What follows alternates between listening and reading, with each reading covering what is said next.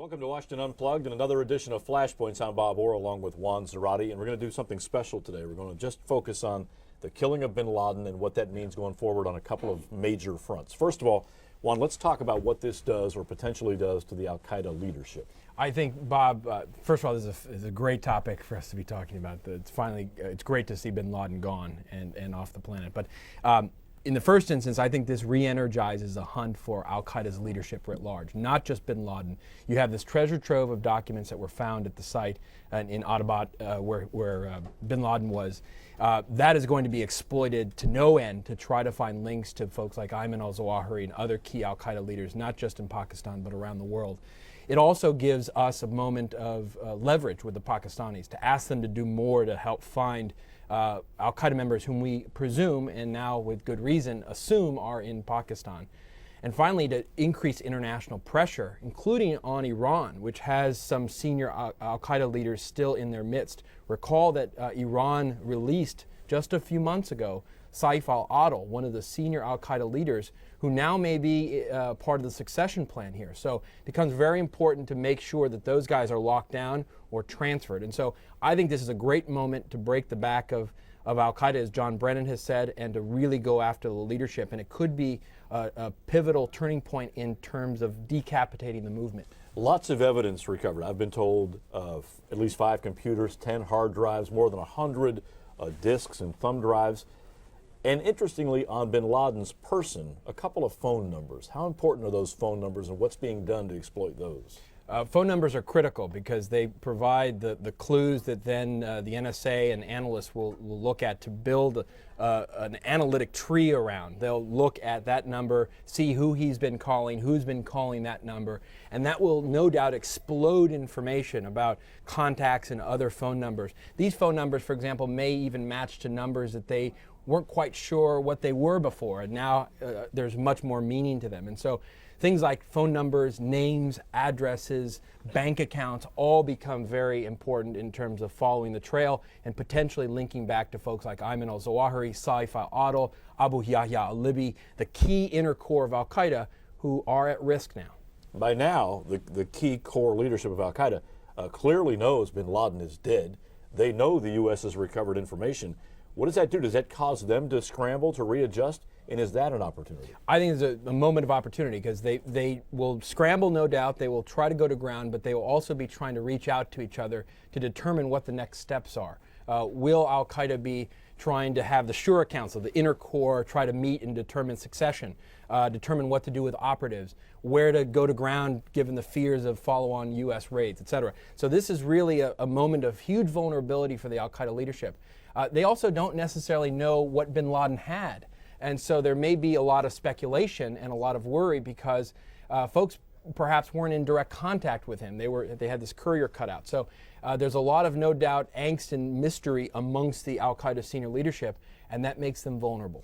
Beyond possibly learning about operatives and plots and things like that, let's move to topic 2. What about financing? Al-Qaeda is an expensive operation to run. Bin Laden had a lot of money, but over time, obviously had to draw benefactors and other people contributing. Does this give us a chance to chase down the financing side? I think there's several interesting angles on the terrorist financing side. First, there's going to be, as part of this treasure trove of documents, no doubt information, especially if there are ledgers or receipts or bank accounts, information about how al-Qaeda or bin Laden were receiving funding, who potential deep pocket donors were, for example, in Saudi Arabia, Kuwait, Qatar. So that becomes a treasure trove to following the money trail. I think importantly, though, to long-term, Bob, bin Laden's exit from the stage will do damage to the ability of al-Qaeda to actually get donor interest in giving money to the cause. The star is gone. The star is gone. The center is gone. Maybe the money dries up. That's absolutely right. And we've seen in the past when al-Qaeda and bin Laden have been silent, either haven't been operationally effective or bin Laden just hasn't been heard from in a while, the donors get reticent to give money. And I call this often the demanding donors, the investors, if you will, who really demand action from al-Qaeda. These folks are going to be less enthusiastic about giving to an organization that is now leaderless, has lost its star, and may be discombobulated. So I think long term, this has real impact on those deep pocket donors who have traditionally supported al-Qaeda. What about potential terrorist sponsors, terrorist state sponsors? Might this information lead back to them? Could we see some kind of fallout from that? Diplomatic changes or sanctions, that kind of thing? Well, we just don't know yet what's in that treasure trove of documents, but I think one of the things we will be looking for, no doubt, is the support network around bin Laden. Not just his physical security, but the network support around the world. And that may involve elements of governments or elements of government services. I mean, there's all sorts of very good questions about Pakistani complicity given where bin Laden was found, 35 miles outside of the capital. And so no doubt there are people sweating who may feel that they're implicated in some of these documents that are being now poured over by the U.S. That's going to be a fascinating movie someday. Absolutely. Bin Laden, the last we had a sniff of him was at Tora Bora. Then he kind of disappears, he quits communicating. After 2008, we don't see him even in video. Yet he's in this compound apparently for 5 or 6 years, John Brennan said. Now we get like a peek inside. We get some evidence, and this will allow us to go back and take a look at the assumptions we've made. That's topic 3. Yeah. What do you mean by that? Well, I think what's interesting is this episode will allow us to begin to trace where bin Laden has been. Where was he in that period after Tora Bora to the point where this facility, this villa was built? What was he doing in that period? And I think one of the interesting things we'll all have to do collectively, not just the intelligence analysts, but also publicly, is reassess certain assumptions we were making about bin Laden. Again, one of the assumptions already crumbled was that he was off in some cave somewhere in the hinterlands, perhaps in the tribal areas. That obviously wasn't true over the last 5 or 6 years. It may have been in the period between 2002 and 2005. But we also may find in the documents, for example, that he was in frequent communication with the elements of his network and may do damage to the assumption that bin Laden had kind of faded in significance and wasn't operationally involved. Or we could find the opposite. We could find the opposite, that he was disengaged maybe and was a Absolutely mythological figure largely. Absolutely right. So we're just going to have to see. But you have other things that we need to reassess already. Things like we made assumptions about the ineffectiveness of our rewards program. We said that the rewards program, the $50 million offered for information leading to the capture of bin Laden, wasn't going to be effective in the tribal regions because it didn't translate well. The people didn't believe that the U.S. would actually pay. Doesn't translate well with the ethos of Pashtunwali, the hosting of a visitor. All that doesn't pan out now, in part because people in the tribal areas weren't seeing him. He was somewhere else. And so you now have to reassess that judgment and conclusion that we made long ago about the lack of effectiveness of that rewards program. Other things are interesting too. What was his medical condition? Did he have a kidney disease or not? It was all sorts of speculation on that. And I think, the whole question of what bin Laden's role was and continued to be and how important that was, we'll soon see that given the document exploitation. But I think this will be fascinating for having to reassess all of our common assumptions about where bin Laden has been and what his role is. So what has been accepted record for the last decade may have to be revised. Exactly right. We may have been looking at this all wrong. We don't know. That's exactly right. And I think that's in part what the intelligence analysts had to do as they started to target him in this spot. And I think that's what we as the public will have to do now with some of the mythology that was built around bin Laden. We'll tee up the last topic now, and this will be something we'll come back to many times in the future, I'm sure. But you're talking about the broad strategic implications of bin Laden's death, not just for al-Qaeda, but for what's been called now for a decade the war on terror. What are you getting at here?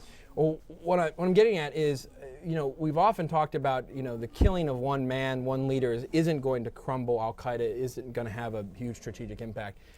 That may be the case, and I've argued that the terror threat from al-Qaeda and its movement isn't going away tomorrow as a result of bin Laden's death, but it's strategically very important. But it's more important not just because of what effect it has on al-Qaeda, but because of what it's done strategically to other issues. For example, where he was found, the conditions under which he was killed, has now obviously strained U.S.-Pakistani relations to a point of criticality. I mean, this is a critical point of U.S.-Pakistani relations.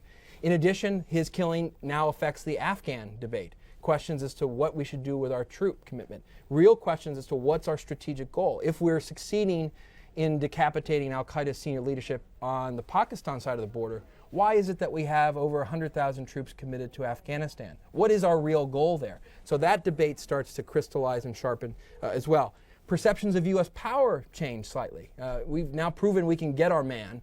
We've proven we can go deep into the heart of Pakistan with special forces and can have impact. And so this notion of an enfeebled U.S., a declining power, for a moment at least, is shifted, and that then impacts across the board.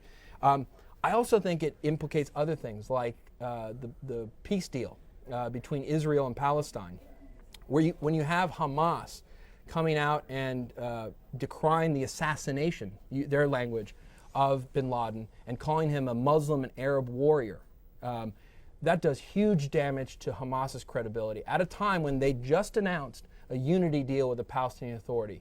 That does huge damage to the credibility of that unity government, will no doubt put them at loggerheads with Israel, and will shape U.S. policy toward that new political entity. You can't make a deal with a group that has now eulogized bin Laden. And so the mere statement regarding his death has strategic impact. Finally, the distraction of this, so to speak, if we can call it that, has taken attention away from critical issues. For example, in Syria, we know that Bashar Assad continues his crackdown of the protesters. There's been very little coverage of that in the West, very little media coverage. And we know from our experience that in the Arab Spring, in these revolts, media attention matters quite a bit. And that's the hammer, right? And it's the hammer, and it drives policy attention, frankly. And so, one of the guys who's probably happiest about what's happened in Pakistan and the death of bin Laden is probably Bashar Assad, because not too many people are talking about pressuring him to step down or pressuring him to stop his crackdown, which continues today. And to some extent, Gaddafi, too. We haven't heard anything about Gaddafi in Libya this week, although NATO's still after it. Yeah, I'm worried less about Gaddafi because I think that's, in some ways, that train is in process. Yeah. The reason this is interesting in terms of timing with Syria is we hadn't reached a point of criticality in terms of either pressure on the Obama administration, the international community, to declare Assad illegitimate and calling for his step down, or further pressure to have him stop his crackdown. Clearly, he hasn't stopped his crackdown. The international community hasn't made a determination as to what it wants to see in Syria, and I think the beneficiary of all this is Bashar Assad. And finally, before I let you go, what about the overall overarching radical Islamic narrative? Already, there's been some analytic speculation in some corners that the Arab Spring has been a bad thing for Al Qaeda because the youth have been able to overthrow, for example, the Egyptian regime just with street protests. Yep. So that's a setback. Now, here's Al Qaeda losing its core, its center, its heart. This is a bad 1-2 punch. Do we really have a chance right now to dismantle Al Qaeda or to diminish it to the point where it becomes, I don't want to say irrelevant, but much less dangerous? I think absolutely, Bob. I think we should allow ourselves to imagine the end of Al Qaeda, not just as a movement, but as an ideology. Something I wrote about in the New York Times now a couple of times. I think we're at a strategic moment, unparalleled in the post 9/11 period, where not only do you have Al Qaeda leadership diminished and crumbling, perhaps, but also then the ideology coming into question long term. It doesn't mean the ideology is going to go away tomorrow, and it doesn't mean the terrorist threat's going to go away tomorrow.